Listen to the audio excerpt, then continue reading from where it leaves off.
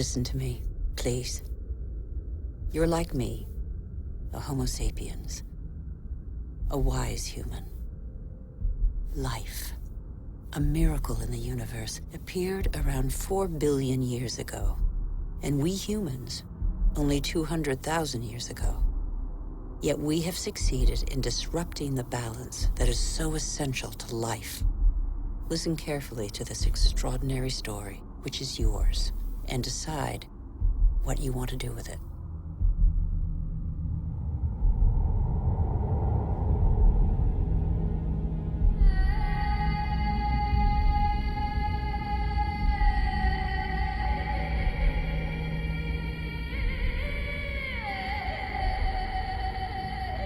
These are traces of our origins.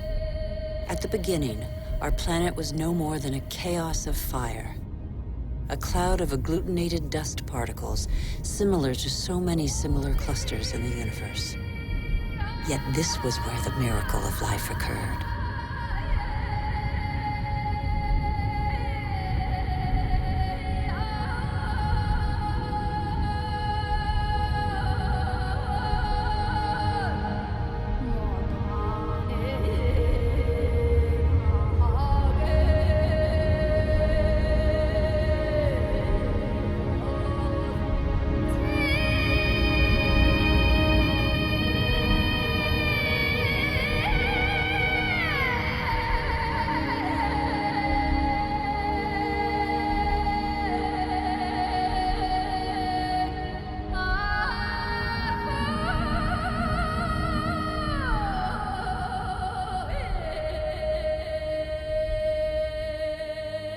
Today, life, our life, is just a link in a chain of innumerable living beings that have succeeded one another on Earth over nearly 4 billion years.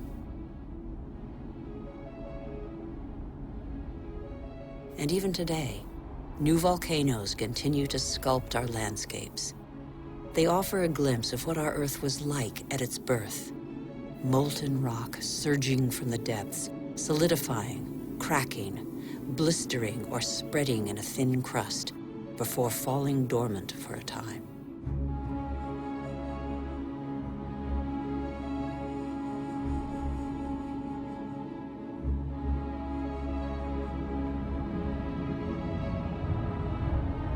These wreaths of smoke curling from the bowels of the Earth bear witness to the Earth's original atmosphere, an atmosphere devoid of oxygen. A dense atmosphere, thick with water vapor, full of carbon dioxide. A furnace.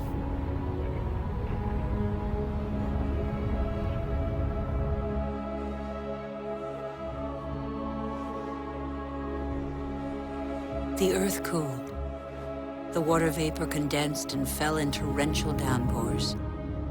At the right distance from the sun, not too far, not too near, the Earth's perfect balance enabled it to conserve water in liquid form. The water cut channels. They are like the veins of a body, the branches of a tree, the vessels of the sap that the water gave to the Earth.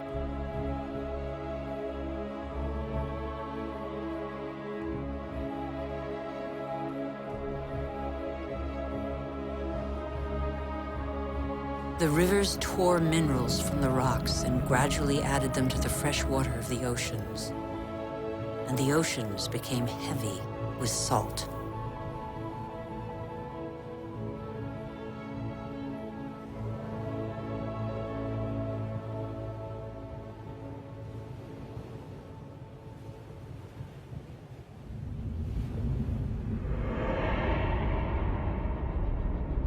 Where do we come from?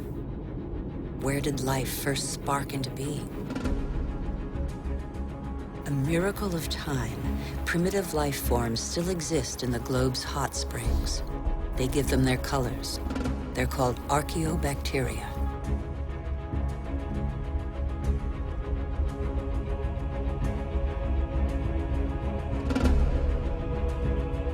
They all feed off the Earth's heat. All except the cyanobacteria, or blue-green algae. They alone have the capacity to turn to the sun to capture its energy. They are a vital ancestor of all yesterday's and today's plant species.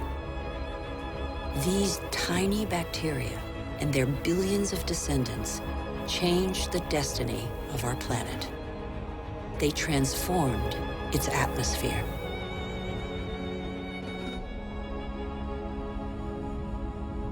What happened to the carbon that poisoned the atmosphere? It's still here, imprisoned in the Earth's crust. Here, there once was a sea inhabited by microorganisms. They grew their shells by tapping into carbon from the atmosphere dissolved in the ocean. These strata are the accumulated shells of those billions and billions of microorganisms.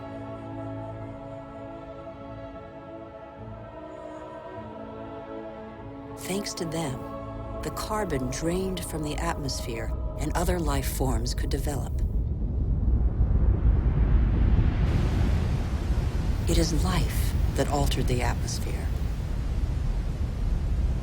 Plant life fed off the sun's energy, which enabled it to break apart the water molecule and take the oxygen. And oxygen filled the air. The Earth's water cycle is a process of constant renewal. Waterfalls, water vapor, clouds, rain, springs, rivers, seas, oceans, glaciers. The cycle is never broken. There's always the same quantity of water on Earth. All the successive species on Earth have drunk the same water. The astonishing matter that is water, one of the most unstable of all. It takes a liquid form as running water, gaseous as vapor, or solid as ice. In Siberia, the frozen surfaces of the lakes in winter contain the traces of the forces that water deploys when it freezes. Lighter than water, the ice floats. It forms a protective mantle against the cold, under which life can go on.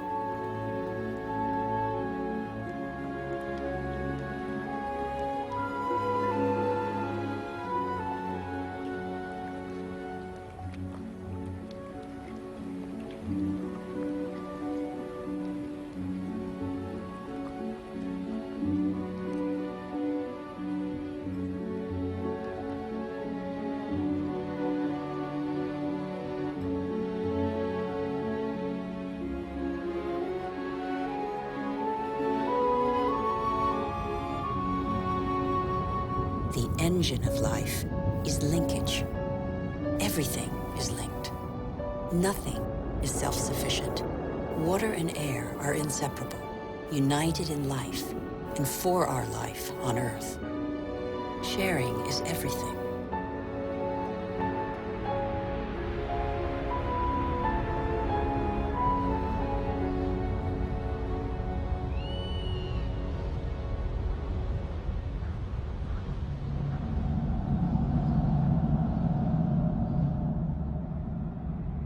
The green expanse peeking through the clouds is the source of oxygen in the air. 70% of this gas, without which our lungs cannot function, comes from the algae that tint the surface of the oceans. Our Earth relies on a balance in which every being has a role to play and exists only through the existence of another being. A subtle, fragile harmony that is easily shattered.